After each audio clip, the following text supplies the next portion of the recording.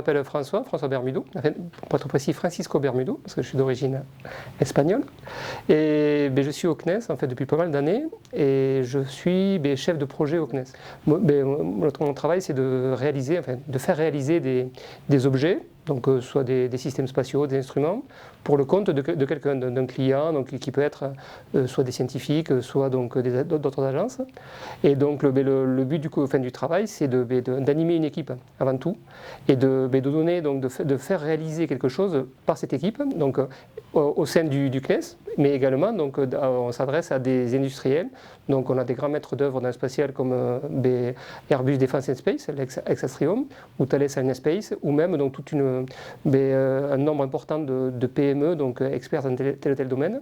Et donc le but du travail, c'est ça, c'est de veiller à de réaliser cet objet, quand même, donc, pour veiller à ce qu'il réponde quand même donc, aux souhaits du client, du demandeur en termes de performance. Dans les temps, également dans les délais, c'est vrai qu'on a des contraintes de temps qui sont un peu spécifiques à nos métiers, où ça peut paraître très long, surtout vu de l'extérieur, quand on explique aux gens qu'on met 5, 10, voire 15 ans à développer un objet, ça surprend. Mais par contre, ça c'est vraiment inhérent à notre métier au niveau spatial. Et puis, il faut qu'on veille également donc, à rester donc, dans les hypothèses de coût. Donc ça ne coûte pas trop cher, parce que c'est quand même des objets, c'est vrai, qui apparaissent donc, pour le grand public très cher, et il faut quand même il faut arriver à convaincre les gens. Donc nous on est convaincus que c'est des investissements qui sont importants, qui servent donc à la société. On a quand même l'impression, du moins je pense que c'est un peu le lot des gens qui travaillent au CNES, qu'on est utile à la société. Donc c'est également ça un peu qui nous motive, c'est-à-dire que quand on fait un système d'observation de la Terre là, qui sert à mesurer les évolutions du climat, c'est quand même, ça peut être important. Ou ne serait-ce que sur le projet sur lequel je travaille actuellement, donc, on essaye de faire un instrument qui va améliorer la prévision météo. Donc c'est important également de pouvoir donner la possibilité à nos agences météo des données fiables, intéressantes, qui vont améliorer les modèles météo, qui vont permettre d'éviter peut-être des catastrophes climatiques, comme on a vécu ces jours-ci, en plus avec des inondations donc, dans le sud-est. Et donc voilà, on a quand même l'impression d'être utile. Du moins, en tout cas, on s'en est convaincu.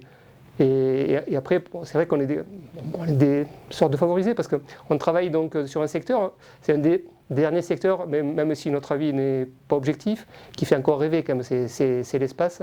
C'est encore les dernières frontières un peu là, de la connaissance humaine. Donc peut-être d'autres personnes qui travaillent au niveau des océans, on dirait la même chose. Mais on a quand même l'impression que voilà, c'est encore quelque chose qui fait rêver. D'ailleurs, on le voit parce que donc, on a parfois l'occasion d'aller faire des conférences au niveau du grand public, même au niveau des collégiens, des enfants. Et quand on leur parle de l'espace, on sent quand même briller quelque chose chez eux, ça les fait rêver, quoi. Donc pendant 1 heure ou 2, ils sont sages. Donc les professeurs ou les maîtresses, quand ils les voient, ils les reconnaissent à peine quand ils nous écoutent. Donc c'est cette part de rêve, quoi. Et puis c'est vrai qu'en plus, dans nos métiers, on a la chance de côtoyer quand même des gens qui sont intéressants. Quand même. Donc on a la possibilité de côtoyer des grands scientifiques, donc qui sont quand même donc, des sommités reconnues et qui amènent quelque chose. Après donc d'autres cultures également. Parce que l'espace a aussi une spécificité, c'est que c'est très ouvert en fait. C'est très ouvert à des coopérations internationales. C'est pour une des raisons que je disais tout à l'heure, ça coûte tellement cher donc faire tous ces produits-là que pas mal de pays du monde sont obligés, je dirais, de se mettre ensemble pour contribuer à réaliser tout ça. Donc du coup, c'est propice à la coopération. Alors c'est un côté positif, même pour nous au point de vue personnel.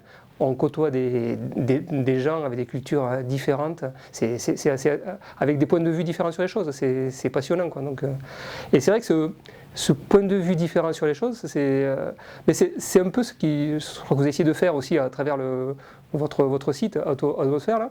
Alors c'est vrai que je trouve ça, comment dirais-je, assez fascinant, pas déconcertant presque, mais fascinant. Ce qui est fascinant, c'est d'arriver à proposer des visions un peu d'artistique, de design, de sociétal, après divers points d'appui à travers des catalogues, des observatoires, des forums d'idées là.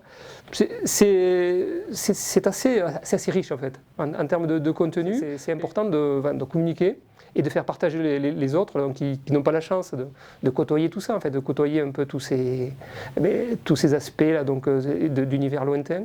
Et je pense que c'est une bonne opportunité là, de faire connaître au plus grand nombre là, tout ce qu'on fait, quoi. En tout cas, c'est tout le succès que je souhaite au site Atmosphère donc dans le futur, quoi.